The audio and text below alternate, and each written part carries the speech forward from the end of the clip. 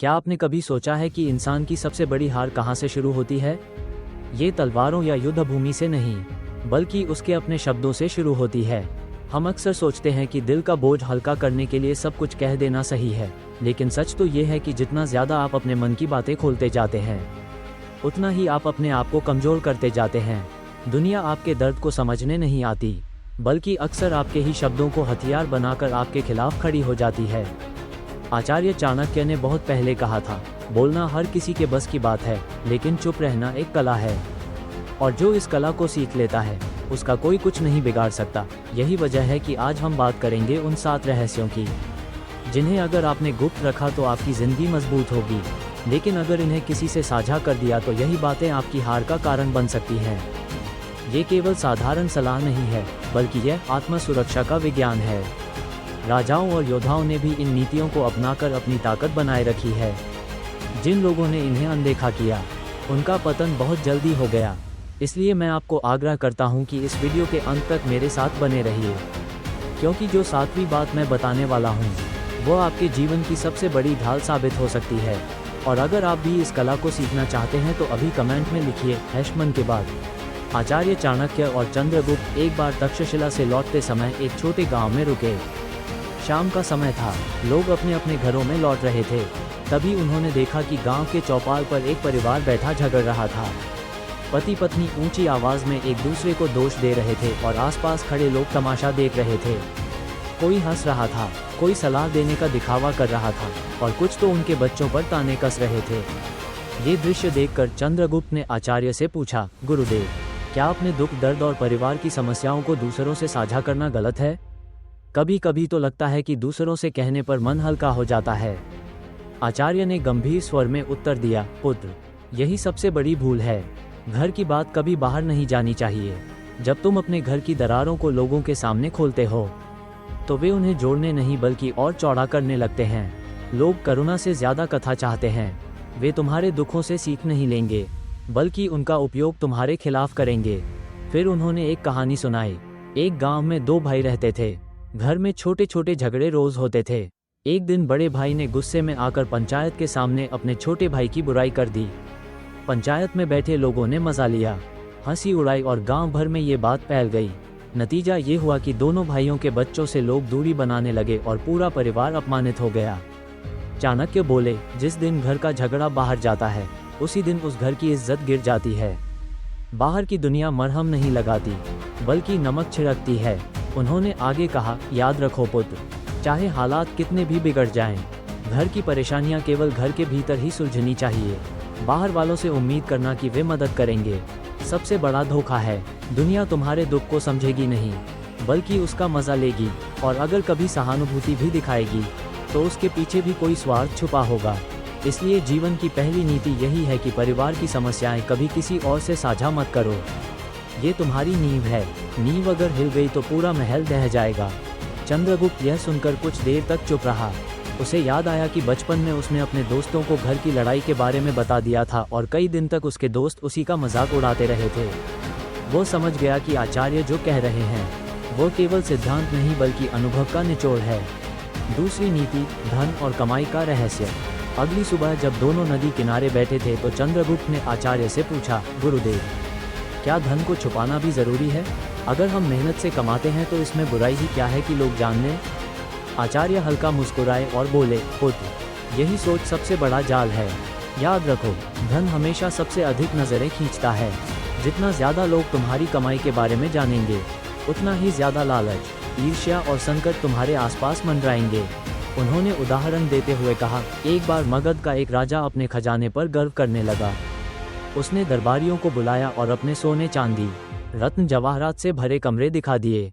लोग वाह वाह करने लगे, लेकिन कुछ ही दिनों बाद पड़ोसी राज्य के जासूसों ने ये खबर अपने राजा तक पहुंचा दी और अचानक हमला कर दिया। नतीजा ये हुआ कि जिस खजाने पर गर्व किया जा रहा था, वही खजाना उसकी बर्बादी का कारण बना। धन की असली सुरक्षा उसकी गुप्तता में होती है, दिखावे में नहीं। चाणक्य ने गंभीर होकर आगे कहा, पुत्र, अगर किसी को लग जाए कि तुम्हारे पास धन है तो कई तरह के लोग तुम्हारे आसपास जमा हो जाएंगे। कुछ मदद के बहाने आएंगे, कुछ चापलूसी करेंगे, कुछ जलन से तुम्हारे खिलाफ षड्यंत्र रचेंगे। और सबसे खतरनाक बात ये कि तुम्हारे शत्रु जान जाएंगे कि तुम्हें कहाँ चोट करनी है। धन अगर छुपा है तो तुम्हें चैन मिलेगा, पर अगर सबको पता है तो तुम्हारी नींद भी छिन जाएगी। उन्होंने एक और उदाहरण दिया। एक व्यापारी था जो हर बार अपनी कमाई का बखान करता था। वो गर्व से कहता, इस महीने मैंने इतना कमाया। धीरे धीरे उसके नौकर, पड़ोसी और रिश्तेदार सब ये सुनने लगे। कुछ ने उधार मांगना शुरू किया, कुछ ने दुश्मनी पाल ली और चोरों तक को खबर पहुंच गई। एक रात उसका पूरा माल लुट गया। उसने तब समझा कि सबसे बड़ी गलती उसने खुद की थी, अपने ही मुंह से सबको बताकर। चाणक्य ने अंत में कहा, याद रखो पुत्र, धन का असली मूल्य तब है जब वो तुम्हें स्थिर मन और सुरक्षा दे, लेकिन अगर वो सबको पता चल जाए तो वही धन तुम्हें असुरक्षित कर देगा। इसलिए अपनी कमाई और संपत्ति को हमेशा ढक कर रखो। जो जितना कम बोलता है उतना ही सुकून से जीता है। चंद्रगुप्त ने सिर झुकाकर कहा, गुरुदेव, अब समझ में। तीसरी नीति, अपनी योजनाओं को पूरा होने तक गुप्त रखो। कुछ दिन बाद चंद्रगुप्त अपने गुरुदेव के साथ तक्षशिला के प्रांगण में टहल रहा था। उसके मन में कई विचार चल रहे थे। उसने कहा, गुरुदेव, मैं सोच रहा हूँ कि आने वाले समय में हम अपने राज्य की सेना को कैसे मजबूत कर सकते हैं। मेरे मन में कई योजनाएं हैं, पर कभी कभी लगता है कि इन्हें दूसरों से साझा कर लेने से सलाह और समर्थन मिल जाएगा। क्या ऐसा करना उचित है? चाणक्य रुक गए और गहरी नज़र से चंद्रगुप्त को देखते हुए बोले, पुत्र, यही सबसे बड़ी भूल है। अधूरी योजना कभी किसी को नहीं बतानी चाहिए। जब तक कोई काम पूरा न हो जाए, उसे केवल अपने मन में रखना ही बुद्धिमानी है। दुनिया तुम्हारे सपनों को पोषित नहीं करती, बल्कि कई बार वे लोग जिनसे तुम सलाह मांगते हो वही तुम्हारी राह रोक देते हैं। उन्होंने एक उदाहरण सुनाया। एक व्यापारी था जिसने निश्चय किया कि वो मसालों की एक बड़ी दुकान खोलेगा। वो इतना उत्साहित हुआ कि अपनी योजना दोस्तों, रिश्तेदारों और पड़ोसियों तक से कह डाली। अगले ही हफ्ते उसका एक परिचित उसी विचार को अपनाकर दुकान खोल बैठा और बाजार पर कब्जा कर लिया। व्यापारी की योजना उसके अपने ही शब्दों से छीनी गई। याद रखो पुत्र, विचार बीज की तरह होते हैं। अगर उन्हें समय से पहले सबके सामने रख दिया जाए तो कोई उन्हें कुचल सकता है या उनसे पहले पल ले सकता है। चाणक्य ने आगे समझाया, जब बीज धरती में बोया जाता है तो किसान चिल्लाकर पूरे गांव को नहीं बताता कि देखो, मैंने बीज डाला है। वो चुपचाप पानी देता है, मिट्टी संभालता है और सही समय आने तक प्रतीक्षा करता है। उसी तरह जीवन की योजनाओं को भी पहले मन में सींचो, फिर उन्हें कर्म से मजबूत करो। केवल तभी उन्हें दुनिया के सामने लाना चाहिए जब वे पल देने लगें। उन्होंने चंद्रगुप्त की आंखों में देखते हुए कहा, तुम्हारा इरादा, तुम्हारी दिशा और तुम्हारा अगला कदम, ये सब तुम्हारे अपने होते हैं। इन्हें सबके सामने लाकर तुम बेवजह का बोझ, आलोचना और ईर्ष्या को आमंत्रित करते हो। इस दुनिया में कोई भी तुम्हारी असफलता की जिम्मेदारी नहीं लेगा, इसलिए योजना पूरी होने तक उसे अपने भीतर ही रखो। चंद्रगुप्त धीरे से मुस्कुराया और बोला, गुरुदेव, अब समझ आया। तैयारी का समय बोलने का नहीं, काम करने का होता है। सफलता की घोषणा तभी करनी चाहिए जब परिणाम सामने आ जाए। चाणक्य ने सिर हिलाया और बोले, यही नीति तुम्हें भविष्य की हार से बचाएगी। याद रखो, मौन में पनपा हुआ विचार ही सबसे शक्तिशाली होता है। चौथी नीति, अपनी कमजोरियां कभी किसी को मत बताओ। एक शाम जब दोनों आचार्य और चंद्रगुप्त राजमहल के प्रांगण में बैठे थे, चारों ओर सैनिक अभ्यास कर रहे थे। चंद्रगुप्त उन्हें देखकर बोला, गुरुदेव, हर योद्धा ताकतवर दिखता है, लेकिन भीतर से हर किसी के पास कुछ न कुछ डर, कुछ न कुछ कमजोरी होती है। क्या ये सही नहीं है कि अपनी पीड़ा या डर को किसी अपने से बांट लिया जाए ताकि दिल हल्का हो सके? चाणक्य ने गहरी सांस लेकर कहा, पुत्र, ये सोच ही सबसे बड़ा खतरा है। याद रखो, जिस दिन तुमने अपनी कमजोरी किसी को बता दी, उसी दिन तुमने अपने शत्रु को सबसे तेज हथियार थमा दिया। जब तक कमजोरी केवल तुम्हें पता है, तब तक वो तुम्हारे काबू में है, लेकिन जिस पल वो किसी और को मालूम पड़ गई, उसी पल से वो तुम्हारे खिलाफ प्रयोग की जाने लगेगी। उन्होंने एक कहानी सुनाई। एक योद्धा था जिसे तीरों से डर लगता था।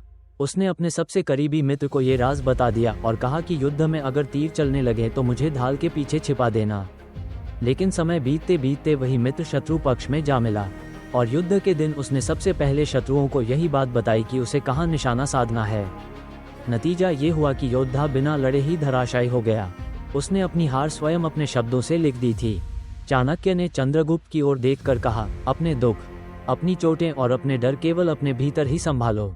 दुनिया में बहुत कम लोग ऐसे होते हैं जो निस्वार्थ भाव से साथ देते हैं। अधिकतर लोग या तो दूरी बना लेते हैं या फिर तुम्हारे ही डर को तुम्हारे खिलाफ इस्तेमाल करते हैं। राजा वही होता है जो तलवार की धार पर खड़ा रहे और चेहरे पर मुस्कान रखे, जिसे देखकर कोई यह न समझ सके कि उसके भीतर कौन सा डर छुपा है।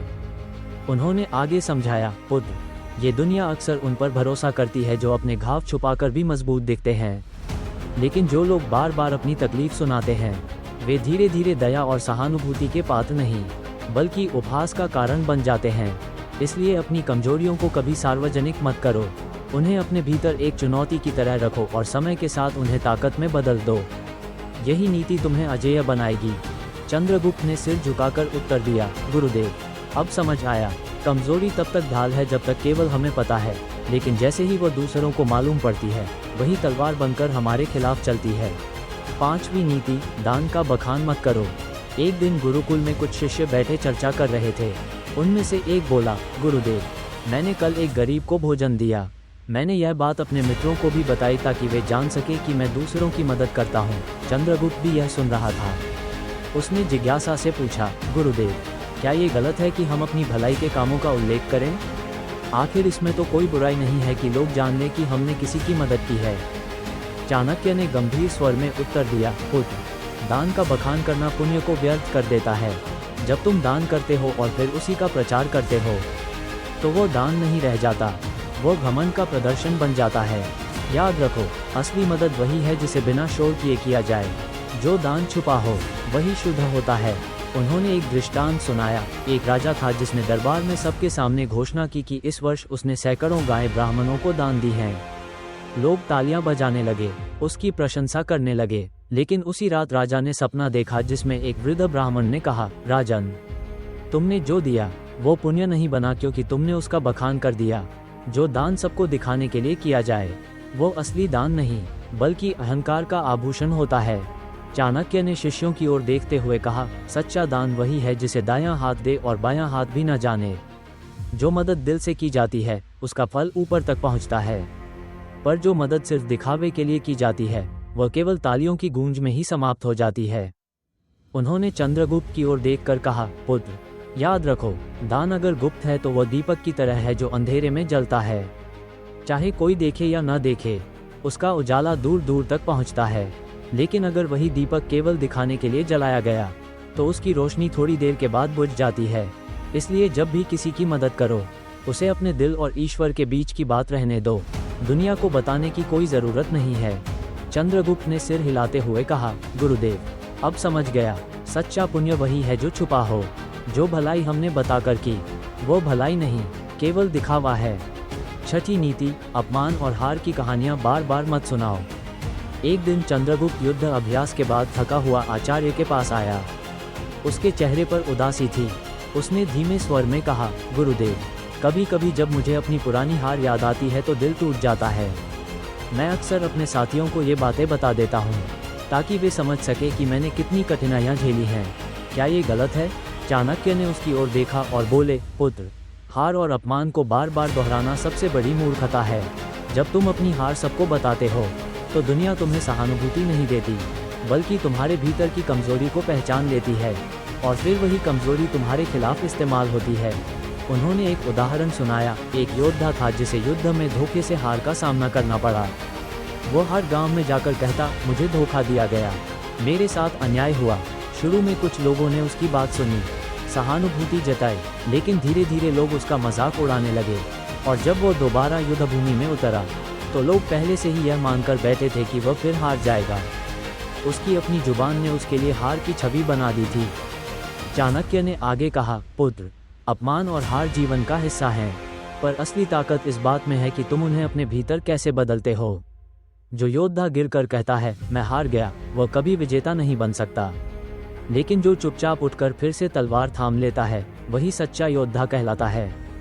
याद रखो, दुनिया तभी तुम्हें गंभीरता से लेगी जब तुम अपनी ताकत दिखाओगे, न कि जब तुम अपनी टूटने की कहानियां सुनाओगे। उन्होंने सूत्र की तरह समझाया, अपमान को याद मत करो, उसे अपनी शक्ति में बदलो। हार को रोकर मत बताओ, उसे सीख बनाओ। मौन में सहा गया दर्द ही आगे चलकर जीत की आग बनता है। चंद्रगुप्त ने गहरी सांस ली और कहा, गुरुदेव, अब मुझे समझ आया, अपमान को सबके सामने दोहराना घाव को बार बार कुरेदने जैसा है। बेहतर है कि उसे भीतर रखकर शक्ति में बदल लिया जाए। चाणक्य ने मुस्कुराते हुए कहा, यही समझ तुम्हें विजेता बनाएगी। याद रखो, गिरकर भी चुप रहना और फिर से खड़ा होना, यही असली वीरता है। 7वीं नीति, अपनी भावनाएं किसी को मत बताओ। एक रात राजमहल की छत पर ठंडी हवा बह रही थी। चंद्रगुप्त चुपचाप आसमान की ओर देख रहा था। उसके चेहरे पर चिंता की लकीरें साफ झलक रही थीं। आचार्य ने पास जाकर पूछा, पुत्र, क्या सोच रहे हो? चंद्रगुप्त ने धीमे स्वर में कहा, गुरुदेव, कभी कभी मेरे मन में इतना गुस्सा भर जाता है कि मैं किसी को बताना चाहता हूँ। कभी मोह मुझे कमजोर कर देता है, कभी पीड़ा दिल तोड़ देती है। लगता है अगर मैं अपने दिल की बातें किसी से बांट दूं तो हल्का हो जाऊंगा। क्या ऐसा करना गलत है? चाणक्य ने दृढ़ स्वर में उत्तर दिया, पुत्र, यही सबसे बड़ा धोखा है। मनुष्य का सबसे गहरा रहस्य उसका मन है। जो हर किसी के सामने अपनी भावनाएं खोल देता है, वही सबसे पहले टूटता है। याद रखो, लोग तुम्हारी भावनाओं को गिनते हैं, उनका हिसाब रखते हैं और फिर सही समय आने पर उन्हें तुम्हारे खिलाफ इस्तेमाल करते हैं। उन्होंने आगे समझाया, अगर तुमने किसी से कहा कि तुम किससे नाराज हो, तो ये बात जल्द ही तुम्हारे शत्रुओं तक पहुंच सकती है। अगर तुमने बताया कि किससे मोह है, तो वही मोह तोड़ने की कोशिश होगी। अगर तुमने अपनी पीड़ा उजागर की, तो लोग उसका हल नहीं ढूंढेंगे, बल्कि फायदा सोचेंगे। दुनिया सहानुभूति कम और स्वार्थ ज्यादा देखती है। चाणक्य ने एक उदाहरण दिया। एक राजा था जो हर बार अपने गुस्से को दरबार में जाहिर कर देता था। उसके मंत्री जानते थे कि वह किस विषय पर चिड़चिड़ा हो जाता है। धीरे धीरे उन्होंने उसी कमजोरी का उपयोग करना शुरू कर दिया और राजा के फैसलों को अपने हिसाब से मोड़ने लगे। अंततः राजा अपनी ही भावनाओं का गुलाम बन गया। जो अपने मन को छुपा नहीं सकता, वो दूसरों का मोहरा बन जाता है। उन्होंने चंद्रगुप्त की ओर देखते हुए कहा, पुत्र, भावनाएं उसी तरह है जैसे खजाना। अगर तुमने उन्हें सबके सामने रख दिया तो उनका मूल्य गिर जाएगा, पर अगर उन्हें अपने भीतर संभाल लिया तो वही ताकत बन जाती है। राजा वही होता है जिसके भीतर आग जल रही हो, पर बाहर से वह ठंडी छाया जैसा लगे, जिसे कोई समझ न पाए। वही सबसे मजबूत होता है। चंद्रगुप्त ने सिर झुकाकर धीरे से कहा, गुरुदेव, अब समझ गया। हर रिश्ता कितना भी गहरा क्यों ना हो, कुछ बातें ऐसी होती हैं जिन्हें गुप्त रखना ही बुद्धिमानी है। चाणक्य ने मुस्कुराते हुए कहा, यही नीति जीवन का सबसे बड़ा कवच है। इसे ओढ़ लो, फिर कोई तुम्हें तोड़ नहीं पाएगा। आचार्य चाणक्य की बातें सुनकर चंद्रगुप्त लंबे समय तक मौन रहा। उसके भीतर एक नई समझ जन्म ले चुकी थी। उसने महसूस किया कि जीवन में हार जीत, सुख दुख और मित्र शत्रु सब आते जाते रहते हैं, लेकिन जो इंसान अपने शब्दों और अपने रहस्यों पर नियंत्रण कर लेता है, वही सबसे मजबूत बनता है। चाणक्य ने अंत में कहा, पुत्र, मन पढ़ना या दूसरों को समझना उतना कठिन नहीं जितना अपने मन को संभालना है। ये 7 बातें तुम्हारे जीवन की ढाल हैं। इन्हें अगर तुमने अपनाया तो कोई तुम्हें तोड़ नहीं पाएगा। याद रखो, हर बात कह देना हल्कापन नहीं देता, बल्कि कई बार वही बोझ बन जाता है जो जीवन भर ढोना पड़ता है। पर अगर तुम मौन रखना सीख जाओ, तो मौन ही तुम्हें सुरक्षित और शक्तिशाली बना देगा। फिर उन्होंने चंद्रगुप्त के कंधे पर हाथ रखकर कहा, पुत्र, दुनिया में सबसे तेज हथियार तलवार नहीं, बल्कि शब्द हैं, और सबसे मजबूत कवच लोहे का नहीं, बल्कि मौन है। अगर तुमने इन 7 रहस्यों को जीवन में उतार लिया, तो तुम्हारी शक्ति दुगुनी हो जाएगी और कोई भी तुम्हें तुम्हारे ही शब्दों से पराजित नहीं कर सकेगा। तो मित्रों, अगर आपको आज की बातें उपयोगी लगी हो, तो इस चैनल को सब्सक्राइब ज़रूर कीजिए और घंटी दबाइए, ताकि अगली कड़ी आपसे मिस ना हो। और हाँ, कमेंट में हमें बताइए कि इन 7 नीतियों में से कौन सी बात आपको सबसे गहरी लगी और जिसे आप अपने जीवन में सबसे पहले अपनाने जा रहे हैं। आपका जवाब शायद किसी और की ज़िंदगी बदलने का कारण बन जाए। आज हमने जाना कि जीवन में किन रहस्यों को छुपाना ज़रूरी है, लेकिन असली सवाल अभी बाकी है। जब सामने कोई कठिन और चालाक इंसान हो, जो दिखने में तो मित्र लगे लेकिन भीतर से शत्रु हो, तब उसके मन को कैसे पढ़ा जाए? कैसे समझा जाए कि कौन सचमुच हमारा साथी है और कौन सिर्फ अवसर देखकर फ़ायदा उठाना चाहता है? अगली कड़ी में हम खोलेंगे यही रहस्य, कठिन और चालाक लोगों के मन को कैसे पढ़ें। ये चर्चा आपके लिए जीवन बदलने वाली हो सकती है। इसे मिस करना आपके लिए भारी पड़ सकता है।